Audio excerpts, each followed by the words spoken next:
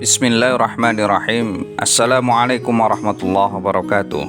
Alhamdulillahirrabbilalamin. Wassalatu wassalamu ala ashrafil anbiya'i wal mursalin.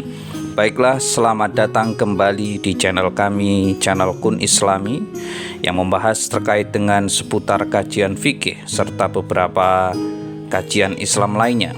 Baik, kali ini kita akan membahas tentang beberapa waktu yang terlarang untuk melaksanakan sholat dengan referensi utama, yaitu kitab Bidayatul Mujtahid wa Nihayatul Muqtasid yang dikarang oleh Ibnu Rushd, yaitu kitab yang membahas tentang mengapa beberapa ulama itu berbeda pendapat dalam suatu hukum masalah berdasarkan beberapa dalil yang itu dari Quran maupun hadis Rasulullah SAW. Terkait dengan beberapa waktu yang terlarang untuk melaksanakan sholat, para jumhur ulama, jadi mayoritas ulama secara keseluruhan itu sepakat ada 4 hal atau ada 4 waktu yang memang itu dilarang untuk melaksanakan sholat. Yang pertama adalah ketika matahari terbit, jadi tidak ada khilaf di sini. Kemudian ketika matahari terbenam, ini juga tidak ada khilaf di sini. Dan yang ketiga adalah ketika setelah sholat subuh sampai terbitnya matahari, jadi sampai terbitnya matahari itu juga tidak ada khilaf di situ. Kemudian ketika matahari tepat di atas kepala, jadi adalah disebut dengan waktu istiwa. Jadi ini ketika betul-betul matahari tepat di atas kepala, maka itu dilarang untuk melaksanakan sholat. Adapun beberapa waktu yang berbeda pendapat antara ulama adalah terkait dengan 2 waktu. Yang pertama adalah ketika matahari tergelincir. Jadi ketika matahari tepat di atas kepala, kemudian matahari itu tergelincir, maka ulama itu berbeda pendapat. Jadi kalau matahari pas di atas kepala tidak ada khilaf di situ, tetapi kalau matahari itu mulai tergelincir itu ada khilaf di situ.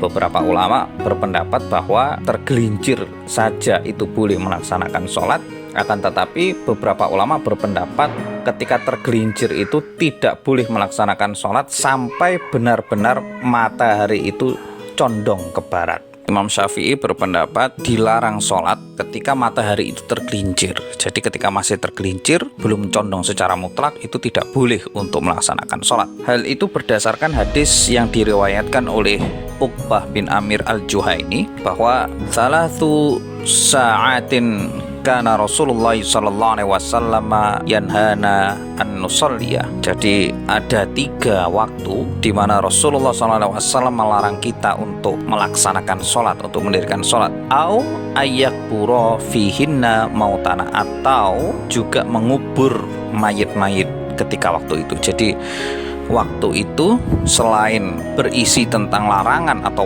larangan waktu untuk melaksanakan sholat, juga berisi tentang larangan untuk menguburkan mayit di situ. Yaitu kapan?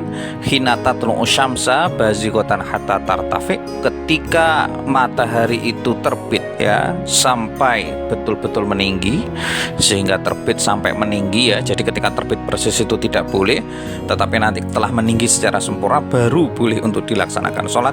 Wa hina yaqumu qa'imudz dhahirati hatta tamila, dan ketika matahari itu tergelincir hingga matahari itu condong. Nah ini hingga matahari itu condong, jadi ketika tergelincir saja itu tidak boleh.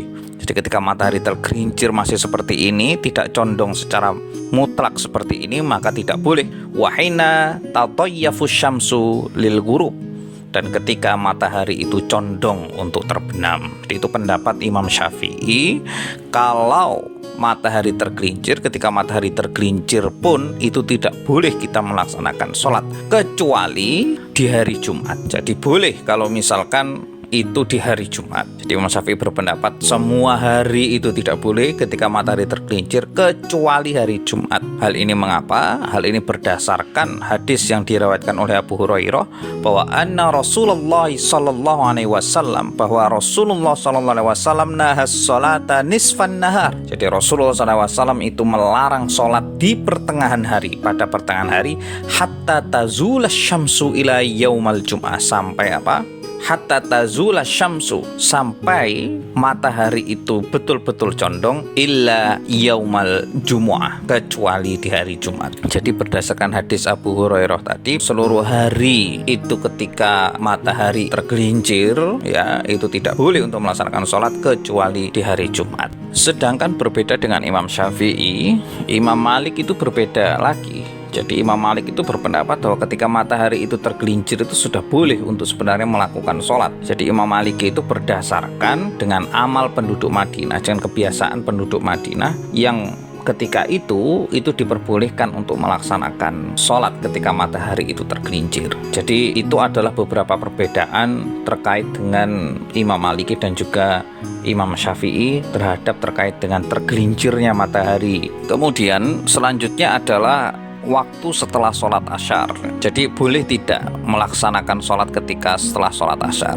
Yang pertama adalah yang berpendapat bahwa setelah sholat asar itu tidak boleh melaksanakan sholat ya, yaitu berdasarkan hadis yang diriwayatkan oleh Abu Hurairah, anna Nabi sallallahu alaihi wasallam naha anis sholati ba'dal asri, bahwa Nabi sallallahu alaihi wasallam itu melarang sholat setelah sholat asar, hatta taghruba syamsu, sampai matahari itu terbenam, wa anis sholati ba'da subhi, dan sholat-sholat setelah sholat subuh. Jadi dilarang untuk melaksanakan sholat setelah subuh hatta tatlu asyamsu, sampai terbitnya matahari. Jadi ini yang berpendapat bahwa setelah sholat asyar itu dilarang untuk menunaikan sholat apapun. Akan tetapi ada juga hadis yang diriwayatkan oleh Aisyah, ma taraka Rasulullah sallallahu alaihi wasallam sholataini fi baiti qattun. Rasulullah sallallahu alaihi wasallam itu tidak pernah meninggalkan sholat 2 rakaat di rumah saya sama sekali, sirron wala alaniyah, baik itu secara sembunyi-sembunyi maupun itu secara terang-terangan. Yaitu sholat apa saja? Rakaataini qoblal fajri, 2 rakaat sebelum fajar, wa rakaataini ba'dal asri, dan 2 rakaat setelah asar. Jadi dari hadis Aisyah ini maka Rasulullah sallallahu alaihi wasallam disebutkan melaksanakan sholat 2 rakaat setelah sholat asar. Tetapi sebenarnya hadis Aisyah ini tadi itu bertentangan atau berkontradiksi dengan hadis yang diriwayatkan oleh Ummu Salamah. Hadisnya Aisyah itu bertentangan dengan hadis yang diriwayatkan oleh Ummu Salamah, yaitu annaha ra'at Rasulullah sallallahu alaihi wasallam, bahwa Ummu Salamah itu melihat Rasulullah sallallahu alaihi wasallam yusolli, itu salat rakaataini ba'dal asri, itu salat 2 rakaat setelah asar. Fasa'alatu an dzalik, kemudian Ummu Salamah ini bertanya kepada Rasulullah, mengapa salat 2 rakaat setelah asar? Faqala, kemudian Rasulullah sallallahu alaihi wasallam menjawab, innahu atani nasun min Abdul Qais, bahwa tadi itu datang kepadaku orang-orang dari suku Abdul Qais, fasyaghaluni anir rakaataini lataini ba'da dzuhri, maka mereka itu menyibukkan saya sampai saya itu tidak bisa untuk melaksanakan sholat 2 rakaat sebelum zuhur, wahuma hatani, dan yang saya sholat sekarang setelah asar itu tadi itu sebenarnya adalah sholat 2 rakaat, gantinya tadi adalah 2 rakaat sebelum zuhur. Jadi dari hadis ini tadi, hadis Ummu Salamah ini menjelaskan bahwa sebenarnya Rasulullah itu melaksanakan sholat asar tetapi tidak tanpa sebab. Jadi dengan sebab karena memang Rasulullah belum melaksanakan sholat 2 rakaat tadi sebelum zuhur, itu tidak benar-benar itu sholat sunnah mutlak. Sehingga mengapa beberapa ulama itu berpendapat bahwa setelah sholat asar tidak boleh melaksanakan sholat sama sekali kalau itu sholat sunnah mutlak ya. Jadi karena memang ada beberapa sholat yang itu memiliki sebab yang boleh dilaksanakan dalam waktu-waktu yang terlarang ya, seperti mungkin sholat tahiyatul masjid, kemudian sholat yang mungkin sholat jenazah dan beberapa sholat yang lainnya, atau mengkodok sholat ketika itu. Nah itu ada beberapa sholat yang memiliki sebab yang boleh untuk dilaksanakan di waktu-waktu yang terlarang, yang insya Allah nanti akan kami jelaskan pada video berikutnya. Akan tetapi ketika sholat itu betul-betul sholat mutlak ya, jadi sholat sunnah mutlak yang apapun sholatnya itu hanya sekedar ingin sholat sunnah, maka itu tidak boleh dilaksanakan pada waktu-waktu yang terlarang, termasuk di sini adalah setelah sholat asar. Jadi itu beberapa waktu yang dilarang untuk sholat. Jadi kami simpulkan bahwa yang pertama adalah ketika matahari terbit, kedua ketika matahari terbenam, kemudian yang ketiga adalah setelah sholat subuh sampai matahari itu terbit, kemudian yang keempat ketika matahari itu tepat di atas kepala, Kemudian ketika matahari itu tergelincir ya, jadi setelah tepat di atas kepala itu tergelincir, nah itu tidak boleh. Jadi kita harus menunggu sampai matahari itu betul-betul condong ke barat sehingga dimulailah sholat duhur di situ.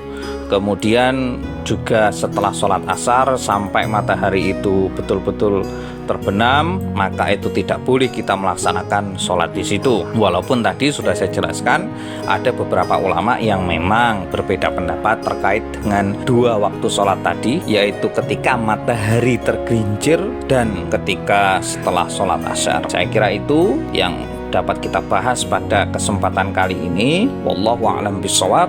Terima kasih. Jangan lupa untuk subscribe, share, serta bertanya tentang apapun, isi saja di kolom komentar. Insya Allah nanti akan kita ulas dalam video-video berikutnya. Terima kasih. Assalamualaikum warahmatullahi wabarakatuh.